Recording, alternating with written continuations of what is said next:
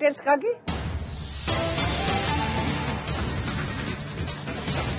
BJP ಕಾರ್ಯಕರ್ತ ವಿನಯ್ ಆತ್ಮಹತ್ಯೆ ಪ್ರಕರಣಕ್ಕೆ ಸಂಬಂಧಪಟ್ಟಂತೆ ಬ್ರೇಕಿಂಗ್ ಅಪ್ಡೇಟ್ ಬರ್ತಾ ಇದೆ. ಈ ವಿನಯ್ ವಿರುದ್ಧ ಏನು ಕೇಸ್ ಇತ್ತು, ಈ ಕೇಸ್ಗೆ ಹೈಕೋರ್ಟ್ ತಡೆಯಾಜ್ಞೆಯನ್ನ ನೀಡಿದೆ. ನಾನು ಕೇವಲ ದೂರು ಮಾತ್ರ ನೀಡಿದ್ದೇನೆ ಅಂತ ತಣ್ಣೀರ್ ಮೈನಾ ಹೇಳಿದ್ದಾರೆ. ರಿಪಬ್ಲಿಕ್ ಕನ್ನಡಕ್ಕೆ ತಣ್ಣೀರ್ ಮೈನಾ ಕೂಡ ಪ್ರತಿಕ್ರಿಯೆಯನ್ನ ಕೊಟ್ಟಿದ್ದಾರೆ. ನನಗೆ ವಿನಯ್ ಸೋಮಯ್ಯ ಪರಿಚಯ ಇಲ್ಲ ಅಂತ ಹೇಳಿದ್ದಾರೆ ತಣ್ಣೀರ್ ಮೈನಾ. ಆತ್ಮಹತ್ಯೆಗೂ ನನಗೂ ಯಾವುದೇ ಸಂಬಂಧ ಇಲ್ಲ ಅಂತ ಕೂಡ ಹೇಳಿದ್ದಾರೆ. ಮಡಿಕೇರಿಯಲ್ಲಿ ತಣ್ಣೀರ್ ಮೈನಾ ರಿಪಬ್ಲಿಕ್ ಕನ್ನಡಕ್ಕೆ ಫಸ್ಟ್ ರಿಯಾಕ್ಷನ್ ಕೊಟ್ಟಿದ್ದಾರೆ.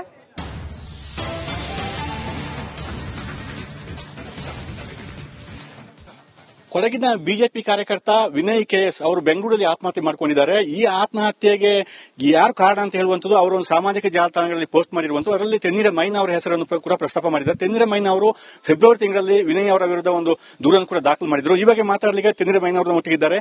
ಸರ್, ಏನಿದು ಪ್ರಕರಣ ಸರ್? ವಿವರವಾಗಿ ಹೇಳಿ ಸರ್, ಏನಂತ ಹೇಳಿ. ನಾನು ಈಗ ಬೆಳಿಗ್ಗೆ ತಾನೇ ಸಾಮಾಜಿಕ ಜಾಲತಾಣದಲ್ಲಿ ಮೊದಲಿಗೆ ಈ ರೀತಿ ಒಬ್ಬ ಕಾರ್ಯಕರ್ತ ವಿನಯ್ ಅಂತಕ್ಕಂಥ ಬಿಜೆಪಿಯ ಕಾರ್ಯಕರ್ತ ಆತ್ಮಹತ್ಯೆ ಮಾಡ್ಕೊಂಡಿರ್ತಾನೆ ಅಂತಕ್ಕಂಥ ಸುದ್ದಿಯನ್ನು ನೋಡಿದೆ. ಜೊತೆಗೆ ಅದೊಂದು ಕೆಲವೊಂದು ಹೆಸರುಗಳನ್ನ ಉಲ್ಲೇಖ ಮಾಡಿ ಅದರಲ್ಲಿ ತಣ್ಣೀರ್ ಮೈನಾ ಅವರು ನೀಡಿದ ದೂರಿನಿಂದ ನನಗೆ ಮಾನಸಿಕವಾಗಿ ಹಿಂಸೆ ಆಗಿದೆ ಅಂತ ಹೇಳ್ಕೊಂಡು ಬರೆದಿದ್ದನ್ನು ಕೂಡ ಗಮನಿಸಿದ್ದೇನೆ. ನಾನು ಕೊಡಗು ಜಿಲ್ಲಾ ಕಾಂಗ್ರೆಸ್ನಲ್ಲಿ ಪ್ರಮುಖ ಹುದ್ದೆಯಲ್ಲಿ ಇರ್ತಕ್ಕಂಥವನು, ಡಿಸ್ಟಿಕ್ ವಾರ್ ರೂಮ್ನ ಸಂಚಾಲಕನೂ ಆಗಿದ್ದೀನಿ ಮತ್ತು ಜಿಲ್ಲಾ ಕಾಂಗ್ರೆಸ್ ವಕ್ತಾರ ಕೂಡ ಆಗಿದ್ದೀನಿ. ಫೆಬ್ರವರಿ 2, 2025 ಕೊಡಗಿನ ಸಮಸ್ಯೆಗಳು ಮತ್ತು ಸಲಹೆಗಳು ಅಂತಕ್ಕಂಥ ಒಂದು ಸಾರ್ವಜನಿಕ ವಾಟ್ಸ್ಆಪ್ ಗ್ರೂಪ್ನಲ್ಲಿ ಒಂದು ಸುಳ್ಳು ಸಂದೇಶ, ಕೊಡಗಿನ ಶಾಸಕರಾದಂಥ ಎಸ್ ಪೊನ್ನಣ್ಣವರ ಚಿತ್ರವನ್ನ, ಅಂದ್ರೆ ಅವರ ಫೋಟೋವನ್ನ, ಅವರು ಸಾಂಪ್ರದಾಯಿಕ ಉಡುಗೆಯಲ್ಲಿರ್ತಕ್ಕಂಥ ಫೋಟೋವನ್ನ ಹಾಕಿ ಅದರ ಕೆಳಗಡೆ ಒಂದು ದುಸ್ಥಿತಿ ಇರೋ ಶೌಚಾಲಯವನ್ನ ಹಾಕಿ ಅವಹೇಳನಕಾರಿಯಾದ ಬರಹಗಳನ್ನ ಬರೆದು ಒಂದು ಪೋಸ್ಟ್ ಮಾಡಿರ್ತಾರೆ. ಈ ಹಿನ್ನೆಲೆಯಲ್ಲಿ ಕೊಡಗು ಜಿಲ್ಲೆಯಲ್ಲಿ ಬಹುಶಃ ಸುಮಾರು ಒಂದು 50 ಕಡೆಗಳಲ್ಲಿ ಕೂಡ ವಿವಿಧ ಕಾರ್ಯಕರ್ತರು ದೂರನ್ನು ಸಲ್ಲಿಸಿರ್ತಾರೆ. ನಾನು ಮಡಿಕೇರಿಯ ಕೇಂದ್ರ ಸ್ಥಾನದಲ್ಲಿರುವುದರಿಂದ ಮಡಿಕೇರಿ ನಗರ ಪೊಲೀಸ್ ಠಾಣೆಯಲ್ಲಿ ಈ ಸುಳ್ಳು ಸುದ್ದಿಯನ್ನ ಹರಡಿದವರ ವಿರುದ್ಧ ಕಾನೂನು ರೀತಿ ಕ್ರಮ ಕೈಗೊಳ್ಳಿ ಹಾಗೂ ಇಂತಹ ಸಂದೇಶಗಳನ್ನ ರವಾನೆ ಮಾಡಲಿಕ್ಕೆ ಅವಕಾಶ ಮಾಡಿಕೊಟ್ಟಿದ್ದ ಆ ಗ್ರೂಪ್ನ ಅಡ್ಮಿನ್ ಅವ್ರ ಮೇಲೆ ಕ್ರಮ ಕೈಗೊಳ್ಳಿ ಅಂತ 3 ಜನರ ವಿರುದ್ಧ ದೂರನ್ನು ಸಲ್ಲಿಸಿದೆ. 3 ಜನ ಯಾರ್ಯಾರು ಸರ್? ಪಾಪು ರಾಜೇಂದ್ರ ಅಂತ ಹೇಳ್ತಕ್ಕಂಥ ವ್ಯಕ್ತಿ ಮೈಸೂರು ಭಾಗದ ಸಾಮಾಜಿಕ ಜಾಲತಾಣದ ಬಿಜೆಪಿಯ ಉಸ್ತುವಾರಿ ಮತ್ತು ಗ್ರೂಪ್ನ ಅಡ್ಮಿನ್ ವಿಷ್ಣು ನಾಚಪ್ಪ ಹಾಗೂ ಈಗ ತಾವು ಯಾರು ಆತ್ಮಹತ್ಯೆ ಮಾಡ್ಕೊಂಡ ವಿನಯ್ ಸೋಮಯ್ಯ, ಇವ್ 3 ವಿರುದ್ಧ ಕ್ರಮ ಕೈಗೊಳ್ಳಿ ಅಂತ ಒಂದು ದೂರನ್ನ ಸಲ್ಲಿಸಿದೆ. ಆ ದೂರಿನ ಹಿನ್ನೆಲೆಯಲ್ಲಿ ಎಫ್ಐಆರ್ ಆಗಿತ್ತು. 4ನೇ ತಾರೀಕಿಗೆ ಎಫ್ಐಆರ್ ಆಗುತ್ತೆ. ನಂತರ ಒಂದು ವಾರದಲ್ಲಿ ಅವರು ಆ ಎಫ್ಐಆರ್ಗೆ ಹೈಕೋರ್ಟ್ನಿಂದ ತಡೆ ತರ್ತಾರೆ. ತಡೆ ತಂದ್ಮೇಲೆ ಆ ಪ್ರಕರಣವನ್ನ ಅಲ್ಲಿಗೆ ತಟಸ್ಥವಾಯ್ತು ಅಂತ ಅರ್ಥ. ತಡೆ ಯಾವಾಗ ಸಿಕ್ಕಿರುವಂತದ್ದು?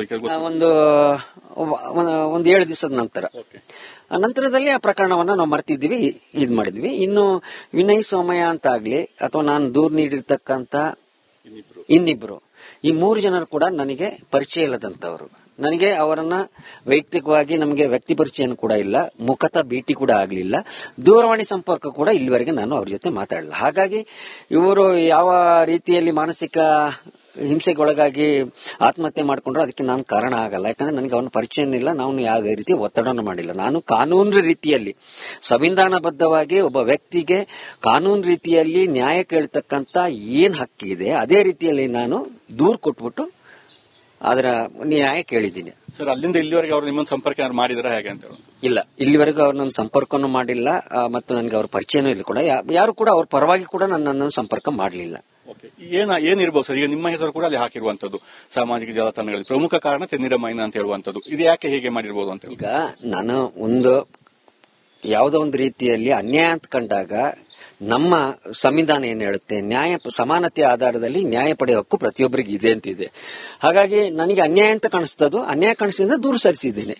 ಆ ದೂರಿನಲ್ಲಿ ಹುರುಳಿದ್ರಿಂದ ಪೊಲೀಸರು ಎಫ್ಐಆರ್ ಹಾಕಿರ್ತಾರೆ. ಕೋರ್ಟ್ ಕೂಡ ಅದನ್ನ ಸ್ವೀಕಾರ ಮಾಡಿರುತ್ತದೆ. ಇನ್ನು ಇದರಲ್ಲಿ ನನ್ನ ಒತ್ತಡ ಇದೆ ಅಂತಂದ್ರೆ ಅದೊಂದು ರೀತಿಯಲ್ಲಿ ಒಪ್ಲಿಕ್ಕೆ ಸಾಧ್ಯ ಇಲ್ಲ. ಇನ್ನು ಅದೇ ನಾನು ಪೋಸ್ಟ್ ನಲ್ಲಿ ನೋಡಿದೆ. ನನಗೆ ಹೈಕೋರ್ಟ್ ನಲ್ಲಿ ಸ್ಟೇ ತರಲಿಕ್ಕೆ ಸಹಕಾರ ಮಾಡಿದಂತ ಮಾಜಿ ಸಂಸದ ಪ್ರತಾಪ್ ಸಿಂಹ ಅವರು, ಮಾಜಿ ಶಾಸಕರಾದಂತ KG ಬೋಪಯ್ಯನವರು, ಅಪ್ಪಚ್ಚು ರಂಜನ್ ಅವರು, ಇನ್ನೊಂದೆರಡು ವಕೀಲರು ಮತ್ತು ಬಿಜೆಪಿಯ ಒಂದು 3-4 ಮುಖಂಡರ ಹೆಸರು ಕೂಡ ಹಾಕಿದ್ದಾರೆ. ಅದು ಯಾವ ರೀತಿ ಅವರು ಸಹಕಾರ ನೀಡಿದ್ದಾರೆ ಏನೋ ಗೊತ್ತಿಲ್ಲ. ಸಹಕಾರ ನೀಡಿದ ಮೇಲೆ ಇತ್ಯರ್ಥ ಆಯ್ತು ಅಂತ ಅರ್ಥ. ಬಟ್ ಏನಾಗಿದೆ ಅಂತ ಹೇಳ್ಕೊಂಡು ಅದು ಆಂತರಿಕವಾಗಿ ಅವರಲ್ಲಿ ಚರ್ಚೆ ನಡೆದ್ರೆ ಗೊತ್ತಾಗಬಹುದು ಅಂತ ನನ್ನ ಅನಿಸಿಕೆ. ಮತ್ತು ನನಗೆ ಅನಿಸ್ತಾ ಇದೆ ಆತ ಒಂದಷ್ಟು ಮಾನಸಿಕ ಕ್ಷೋಭೆಗೆ ಒಳಗಾಗ್ಲಿಕ್ಕೆ ಆತನ ಸಂಪರ್ಕದಲ್ಲಿದ್ದಂತವರು ಏನಾದ್ರೂ ಎದುರಿಸಿ ಇರಬಹುದು ಅಂತ ನನ್ಗನ್ಸ್ತಾ ಇದೆ. ಯಾಕಂದ್ರೆ ನಾನು ವೈಯಕ್ತಿಕ ಡೀಟೇಲ್ಸ್ಗಾಗಿ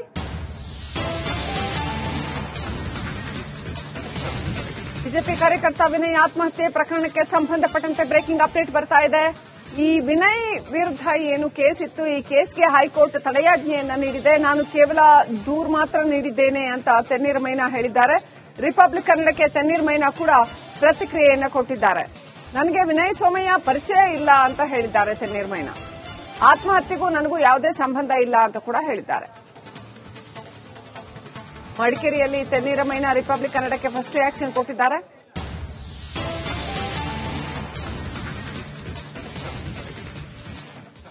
ಕೊಡಗಿನ ಬಿಜೆಪಿ ಕಾರ್ಯಕರ್ತ ವಿನಯ್ ಕೆಎಸ್ ಅವರು ಬೆಂಗಳೂರಲ್ಲಿ ಆತ್ಮಹತ್ಯೆ ಮಾಡ್ಕೊಂಡಿದ್ದಾರೆ. ಈ ಆತ್ಮಹತ್ಯೆಗೆ ಯಾರು ಕಾರಣ ಅಂತ ಹೇಳುವಂತದ್ದು ಅವರು ಒಂದು ಸಾಮಾಜಿಕ ಜಾಲತಾಣಗಳಲ್ಲಿ ಪೋಸ್ಟ್ ಮಾಡಿರುವಂತದ್ದು. ಅದರಲ್ಲಿ ತೆನ್ನೀರ ಮೈನಾ ಅವರ ಹೆಸರನ್ನು ಕೂಡ ಪ್ರಸ್ತಾಪ ಮಾಡಿದ್ದಾರೆ. ತೆನ್ನೀರ ಮೈನಾ ಅವರು ಫೆಬ್ರವರಿ ತಿಂಗಳಲ್ಲಿ ವಿನಯ್ ಅವರ ವಿರುದ್ಧ ಒಂದು ದೂರನ್ನು ಕೂಡ ದಾಖಲು ಮಾಡಿದ್ರು. ಈ ಬಗ್ಗೆ ಮಾತಾಡಲಿಕ್ಕೆ ತೆನ್ನೀರ ಮೈನಾ ಅವರ ಒಟ್ಟಿಗಿದ್ದಾರೆ.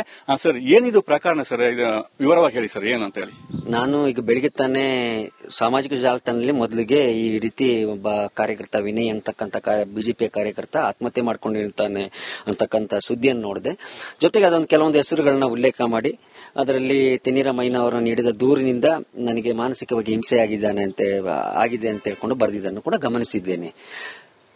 ನಾನು ಕೊಡಗು ಜಿಲ್ಲಾ ಕಾಂಗ್ರೆಸ್ನಲ್ಲಿ ಪ್ರಮುಖ ಹುದ್ದೆಯಲ್ಲಿ ಇರ್ತಕ್ಕಂಥವನು, ಡಿಸ್ಟಿಕ್ ವಾರ್ ರೂಮ್ನ ಸಂಚಾಲಕನೂ ಆಗಿದ್ದೀನಿ ಮತ್ತು ಜಿಲ್ಲಾ ಕಾಂಗ್ರೆಸ್ ವಕ್ತಾರ ಕೂಡ ಆಗಿದ್ದೀನಿ. ಫೆಬ್ರವರಿ 2, 2025 ಕೊಡಗಿನ ಸಮಸ್ಯೆಗಳು ಮತ್ತು ಸಲಹೆಗಳು ಅಂತಕ್ಕಂಥ ಒಂದು ಸಾರ್ವಜನಿಕ ವಾಟ್ಸ್ಆಪ್ ಗ್ರೂಪ್ನಲ್ಲಿ ಒಂದು ಸುಳ್ಳು ಸಂದೇಶ, ಕೊಡಗಿನ ಶಾಸಕರಾದಂಥ ಎಸ್ ಪೊನ್ನಣ್ಣವರ ಚಿತ್ರವನ್ನ, ಅಂದ್ರೆ ಅವ್ರ ಫೋಟೋವನ್ನ, ಅವರು ಸಾಂಪ್ರದಾಯಿಕ ಉಡುಗೆಯಲ್ಲಿ ಇರ್ತಕ್ಕಂಥ ಫೋಟೋವನ್ನ ಹಾಕಿ ಅದರ ಕೆಳಗಡೆ ಒಂದು ದುಸ್ಥಿತಿಯ ಶೌಚಾಲಯವನ್ನ ಹಾಕಿ ಅವಹೇಳನಕಾರಿಯಾದ ಬರಹಗಳನ್ನ ಬರೆದು ಒಂದು ಪೋಸ್ಟ್ ಮಾಡಿರ್ತಾರೆ. ಈ ಹಿನ್ನೆಲೆಯಲ್ಲಿ ಕೊಡಗು ಜಿಲ್ಲೆಯಲ್ಲಿ ಬಹುಶಃ ಸುಮಾರು ಒಂದು 50 ಕಡೆಗಳಲ್ಲಿ ಕೂಡ ವಿವಿಧ ಕಾರ್ಯಕರ್ತರು ದೂರನ್ನು ಸಲ್ಲಿಸಿರ್ತಾರೆ. ನಾನು ಮಡಿಕೇರಿಯ ಕೇಂದ್ರ ಸ್ಥಾನದಲ್ಲಿರುವುದರಿಂದ ಮಡಿಕೇರಿ ನಗರ ಪೊಲೀಸ್ ಠಾಣೆಯಲ್ಲಿ ಈ ಸುಳ್ಳು ಸುದ್ದಿಯನ್ನ ಹರಡಿದವರ ವಿರುದ್ಧ ಕಾನೂನು ರೀತಿ ಕ್ರಮ ಕೈಗೊಳ್ಳಿ ಹಾಗೂ ಇಂತಹ ಸಂದೇಶಗಳನ್ನ ರವಾನೆ ಮಾಡಲಿಕ್ಕೆ ಅವಕಾಶ ಮಾಡಿಕೊಡಿದ ಆ ಗ್ರೂಪ್ನ ಅಡ್ಮಿನ್ ಅವ್ರ ಮೇಲೆ ಕ್ರಮ ಕೈಗೊಳ್ಳಿ ಅಂತ 3 ಜನರ ವಿರುದ್ಧ ದೂರನ್ನು ಸಲ್ಲಿಸಿದೆ. 3 ಜನ ಯಾರ್ಯಾರು ಸರ್? ಅದರಲ್ಲಿ ಪಾಪು ರಾಜೇಂದ್ರ ಅಂತ ಹೇಳ್ತಕ್ಕಂಥ ವ್ಯಕ್ತಿ ಮೈಸೂರು ಭಾಗದ ಸಾಮಾಜಿಕ ಜಾಲತಾಣದ ಬಿಜೆಪಿಯ ಉಸ್ತುವಾರಿ ಮತ್ತು ಗ್ರೂಪಿನ ಅಡ್ಮಿನ್ ವಿಷ್ಣು ನಾಚಪ್ಪ ಹಾಗೂ ಈಗ ತಾವು ಯಾರು ಆತ್ಮಹತ್ಯೆ ಮಾಡ್ಕೊಂಡ ವಿನಯ್ ಸೋಮಯ್ಯ, ಇವ್ 3 ವಿರುದ್ಧ ಕ್ರಮ ಕೈಗೊಳ್ಳಿ ಅಂತ ಒಂದು ದೂರನ್ನ ಸಲ್ಲಿಸಿದೆ. ಆ ದೂರಿನಲ್ಲಿ ಎಫ್ಐಆರ್ ಆಗಿತ್ತು. 4ನೇ ತಾರೀಕಿಗೆ ಎಫ್ಐಆರ್ ಆಗುತ್ತೆ. ನಂತರ ಒಂದು ವಾರದಲ್ಲಿ ಅವರು ಎಫ್ಐಆರ್ಗೆ ಹೈಕೋರ್ಟ್ನಿಂದ ತಡೆ ತರ್ತಾನೆ. ತಡೆ ತಂದ್ಮೇಲೆ ಆ ಪ್ರಕರಣವನ್ನ ಅಲ್ಲಿಗೆ ತಟಸ್ಥವಾಯ್ತು ಅಂತ ಅರ್ಥ. ತಡೆ ಯಾವಾಗ ಸಿಕ್ಕಿರುವಂತದ್ದು? ಒಂದು 7 ದಿವಸದ ನಂತರದಲ್ಲಿ ಆ ಪ್ರಕರಣವನ್ನ ನಾವು ಮರ್ತಿದ್ವಿ, ಇದ್ ಮಾಡಿದ್ವಿ. ಇನ್ನು ವಿನಯ್ ಸೋಮಯ್ಯ ಅಂತ ಆಗ್ಲಿ ಅಥವಾ ನಾನು ದೂರು ನೀಡಿರ್ತಕ್ಕಂತ ಇನ್ನಿಬ್ರು, ಈ 3 ಜನರು ಕೂಡ ನನಗೆ ಪರಿಚಯ ಇಲ್ಲದಂತವ್ರು. ನನಗೆ ಅವರನ್ನ ವೈಯಕ್ತಿಕವಾಗಿ ನಮಗೆ ವ್ಯಕ್ತಿ ಪರಿಚಯ ಕೂಡ ಇಲ್ಲ, ಮುಖತಃ ಭೇಟಿ ಕೂಡ ಆಗ್ಲಿಲ್ಲ, ದೂರವಾಣಿ ಸಂಪರ್ಕ ಕೂಡ ಇಲ್ಲಿವರೆಗೆ ನಾನು ಅವ್ರ ಜೊತೆ ಮಾತಾಡಲಿಲ್ಲ. ಹಾಗಾಗಿ ಇವರು ಯಾವ ರೀತಿಯಲ್ಲಿ ಮಾನಸಿಕ ಹಿಂಸೆಗೊಳಗಾಗಿ ಆತ್ಮಹತ್ಯೆ ಮಾಡ್ಕೊಂಡ್ರು ಅದಕ್ಕೆ ನಾನು ಕಾರಣ ಆಗಲ್ಲ. ಯಾಕಂದ್ರೆ ನನಗೆ ಅವನ ಪರಿಚಯ ಇಲ್ಲ, ನಾವು ಯಾವುದೇ ರೀತಿ ಒತ್ತಡವನ್ನು ಮಾಡಿಲ್ಲ. ನಾನು ಕಾನೂನು ರೀತಿಯಲ್ಲಿ ಸಂವಿಧಾನಬದ್ಧ